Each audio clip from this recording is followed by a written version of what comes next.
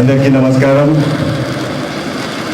ముఖ్యంగా వేదికను అలంకరించిన పెద్దలకి, అదేవిధంగా మా ఆహ్వానాన్ని స్వీకరించి ఇక్కడికి విచ్చేసిన ప్రతి ఒక్క అందమైన ముఖాన్ని, నేను అందమైన ముఖాన్ని అంటే కేవలం ఏదో తెల్లగుండి అందంగా ఉండి బ్యూటిఫుల్గా కాదు, మంచి మనసు ఉంటే ప్రతి ఒక్కరు అందంగానే కనిపిస్తారు, అవునా కాదా?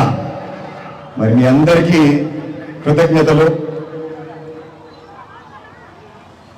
ఈరోజు ఇది క్రిస్మస్ వేడుక అయినా కూడా నేనేమి ఇక్కడ ఏదో బోధించడానికి రాలేదు. మరి నేను ఇక్కడికి కేవలం మీ అందరితో సమయం గడపడానికి వచ్చాను. మరి వచ్చాను కదా, మైక్ ఇచ్చారు, ఏదో ఒకటి చెప్పాలని చెప్పి పైకి వచ్చాను. ఏది అయితే ప్రిపేర్ కూడా కాలేదు నేను. అయినా కూడా ఇక్కడ చాలా మంది తల్లిదండ్రులు కనిపిస్తున్నారు. నాకు కోరిక ఉంది మీ అందరి దగ్గర నుంచి.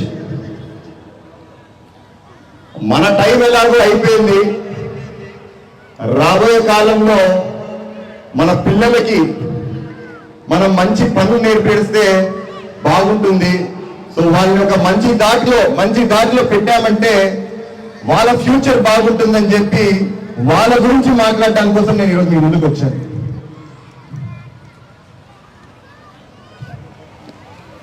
నేనేమంటున్నానంటే, మన పిల్లల్ని మనం బాగా చదివిస్తాం. చదువు అంటే నేనేదో డాక్టర్ని చేయాలా, ఇంజనీర్ చేయాలా, నేను అవి అడగట్లేదు మీ అందరినీ.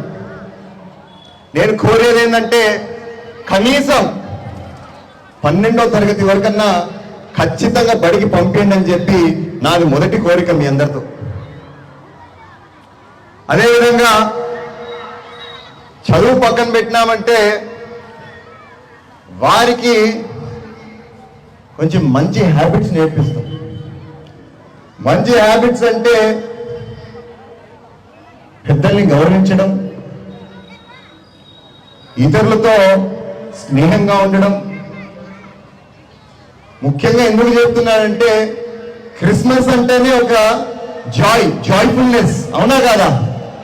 బాగా ఆనందంగా గడపాల్సిన రోజు మన క్రిస్మస్. ఈ పిల్లలు ఏదైతే ఉన్నారో గౌరవించడంతో పాటు, ఆనందంగా ఉండడంతో పాటు,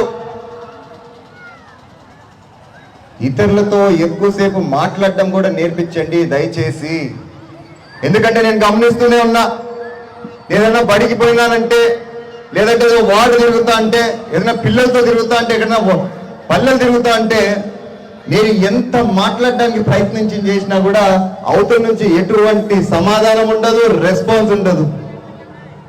సో దయచేసి మీరు వాళ్ళని కొంత ఇంట్లో ఉన్నప్పుడు కూడా ఫోన్లు పక్కన పెట్టి రోజుకి ఒక 20 నిమిషాలు వాళ్ళకని కేటాయించండి. ఇది నాది చాలా పెద్ద కోరిక నాది. ఎందుకంటే మీరు వాళ్ళతో ఇంటరాక్ట్ అయ్యి వాళ్ళకు ధైర్యం నింపానంటే ఆటోమేటిక్గా వాళ్ళు రేపు బతికిపోతారు. మీ సహాయం లేకుండా కూడా ఖచ్చితంగా ఎక్కడైనా బతికిపోతారు. సో దయచేసి వాళ్ళకి ఈ ఎడ్యుకేషన్ పైన, అదేవిధంగా వాళ్ళ హ్యాబిట్స్ పైన రోజంతా కాన్సన్ట్రేట్ చేయమని చెప్పి నేను కోరుతున్నా మీ అందరినీ. ఇది పక్కన పెడితే,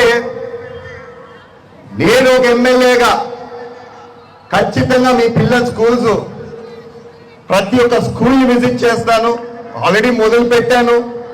ఏ వార్డులోకి వెళ్తే ఆ వార్డులో ఖచ్చితంగా స్కూల్కి వెళ్తున్నాను. వాళ్ళకి అక్కడైనా ఇబ్బందులు ఉంటే, మీరు కానీ టీచర్లతో చేయలేకపోతే దయచేసి నా దగ్గరకు వచ్చి కంప్లైంట్ కానీ వాళ్ళకి ఏం కావాలో కోరుకోండి, నేను చేసి పెడతాను. కానీ మీరు మాత్రం ఖచ్చితంగా పిల్లల పైన కాన్సన్ట్రేషన్ చేయండి. ఇది నా కోరిక. ఎందుకంటే పెద్దలైతే ఊరికే అనలేదు. ఒక సామెత ఉంది, మనకి అంటూ ఉంటారు, నేటి బాలలే రేపటి పౌరులు. మనం ఈరోజు వాళ్ళ పునాది గట్టిగా వేసినామంటే రేపు ఖచ్చితంగా వారు ఒక మంచి citizen of India, citizen of Tadipatri అవుతారు, అవునా కాదా? సో దయచేసి వారి పునాది ఏదైతే ఉందో ఈ రోజు నుంచే మనం జాగ్రత్తగా వేశామంటే వారు బాగుపడిపోతారు. అదేవిధంగా నేను మన తాడిపత్రి మహిళలకు కూడా చిన్న విజ్ఞప్తి. నేను రోడ్లో నడుస్తున్నప్పుడు చాలా దగ్గర ఈ రొట్టెలు వేసుకుంటా చిన్న చిన్న తోపుడు బండ్లతో ఏదో ఒకటి అమ్ముకుంటా ఉంటారు. నేను ఈరోజు చెప్తున్నాను, ఎవరైనా స్వయం ఉపాధి కల్పించుకోవాలనుకుంటే మాత్రం ఖచ్చితంగా ముందుకు రండి. నేనున్నాను మీకు సాయం చేయడానికి.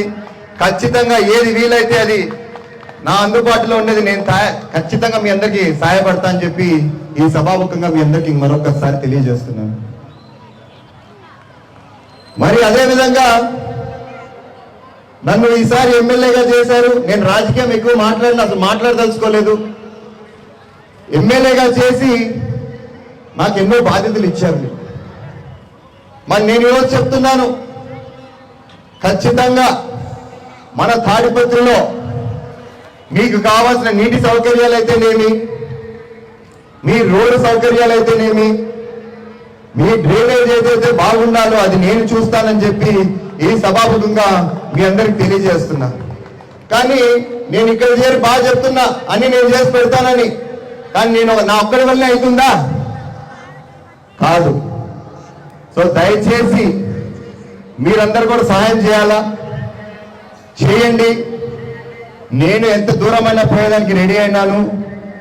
నేనైతే మాత్రం ఈ 5 ఏళ్లలో ఏ విధంగా అయితే మన తాడిపత్రి అనేది నంబర్ 1 మున్సిపాలిటీగా ఉండనో, కేవలం తాడిపత్రి టౌనే కాదు, నా ఆశ ఒకటే, నా నియోజకవర్గం అంతా తాడిపత్రి నియోజకవర్గం ఏదైతే ఉందో ఇది ఒక నంబర్ 1 కాన్స్టిట్యున్సీగా తీర్చిదిద్దాలని నాకు ఆశ ఉంది.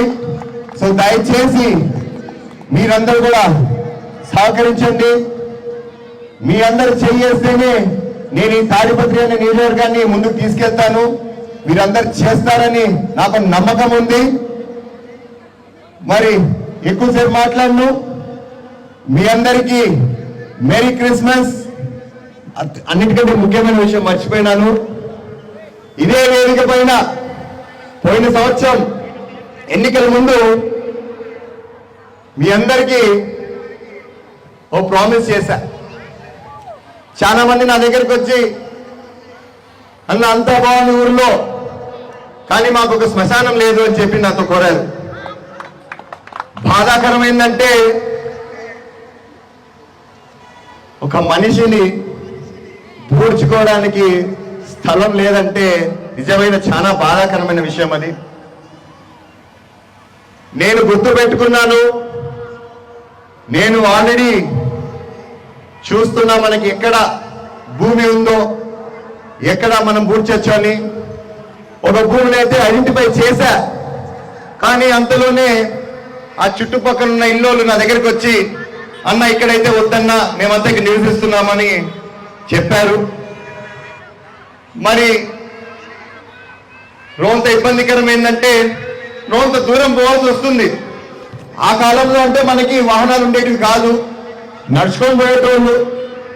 ఇప్పుడు మనకి దూరం పోయినా పర్లేదు, ఏమంటే మనకు శ్మశానం కావాలని చెప్పి ఖచ్చితంగా తొందరలోనే మీకు అనౌన్స్ చేస్తాను.